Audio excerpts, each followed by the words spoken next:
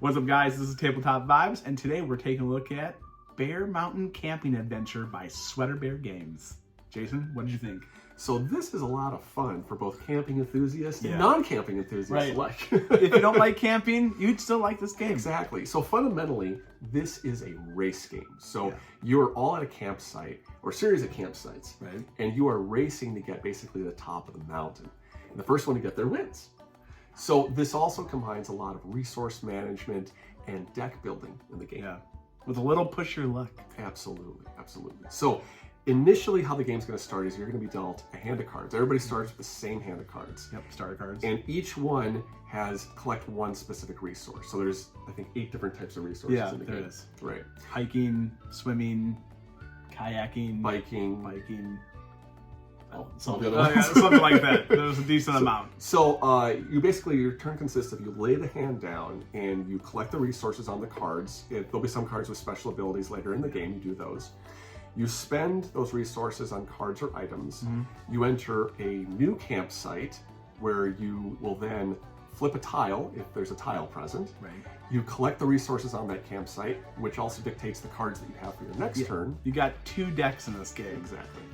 I call it the midnight deck, or the blue deck and the green deck. And they both do different, and they both pull different resources per card. So you continue to progress, go to new campsites until you get to the top. And that's the basic premise of the game. Right.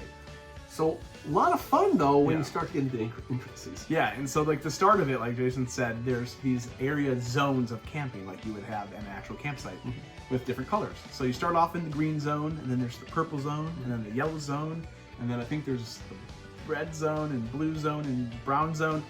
It gets crazy. Yes. But each zone that you're in, you can play within your zone without paying, going to different campsites in each area. But then when you move up, you have to the next color. Next color, you have to move up and pay, and then you can pay to play in there or anything beyond below. Right. And then there's also little tokens that you can push your luck to see and get like better like resources or like upgrades or a bear attack. Exactly. That's what the flipping the cards are. So you can bet that you're going to be okay and get that extra resource, but if you get hit by a bear, the bear will knock you back to the previous color zone, and you'll have to pay to get back into the zone again. Which has happened to me 2 times. Right. Happened to all of us, I think. Yeah. Unless you have a, what is it? A bell. A bear bell. Yep, because the bell scares away the bear. It does. Yep.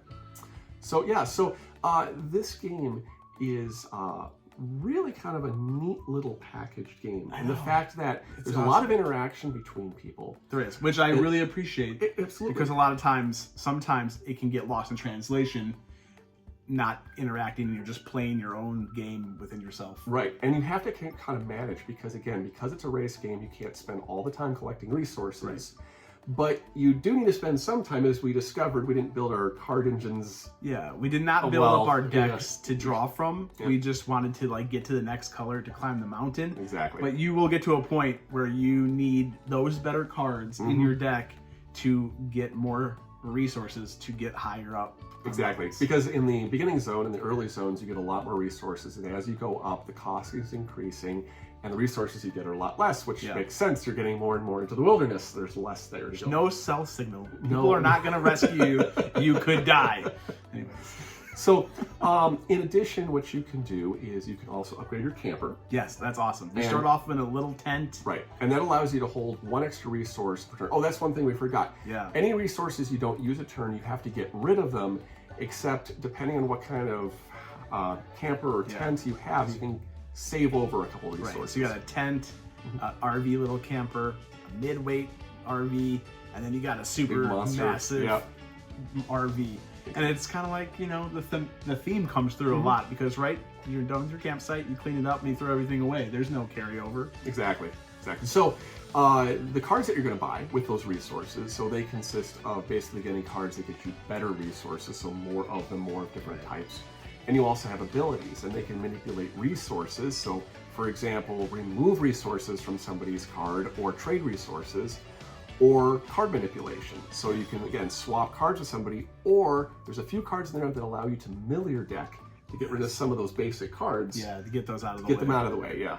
And after a while, you'll kind of know where your where your good cards are at, because Yeah. you're either buying from the midnight blue deck or the green deck, and so after a while you know that like, oh man, my blue deck had like 15 cards and my green deck had 8 cards. Well, I know all my good cards are in the blue deck, which also makes where you go on your campsites matter, because you're drawing cards based on what campsite you're at, which gives you either 2 blue cards or 2 green cards or 1 and 1 or some money, and it all depends on what site you're going to go to get those cards for the next round. Absolutely. And speaking of money, that is how you mostly get your items. The items are kind of the getting out of a sticky situation type of items. So you have your granola bars, which I love them. They are great. Which get rid of all the cards available and refresh with all new cards. So if you don't like what's there, you can get rid of those. Yep. You can have some backpack items. You can get 3 of those, and I'll use it to draw 1 card. You exhaust the backpack card, you draw 1 card that turn, 1 extra card. Yep. You have the bell, as we indicated, bell, which if you flip over a card with a bear, it negates the effect of the bear. Bear runs away instead of you. Yep. And you have a campfire token. Now this is one way you can kind of help save your tokens. So for, I think it's 3 resources or 2 gold, I believe it is, you can get a campfire token. So you trade in some of your resources that someone else can target. You get these campfire tokens. What's great about these are wild.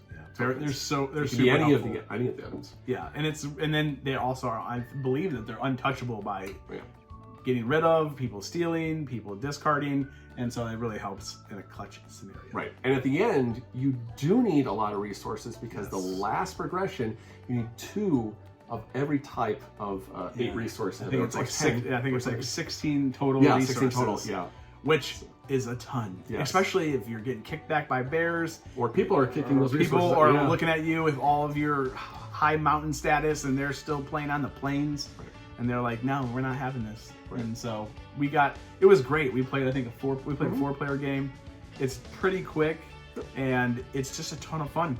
And the theme I just love again that the theme just pours through. For campers and non-campers. Right. I mean, all the cards are things you actually do on camp. Right.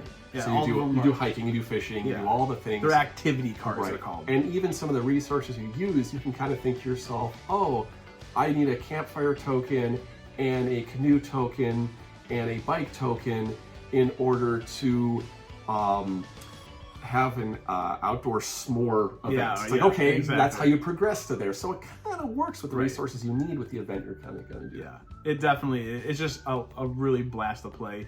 And it's also coming out to Kickstarter, I believe, August 1st. Again, check it out, Sweaterbears. And like, subscribe, comment, and we'll check you next time. Thanks for watching. Take care.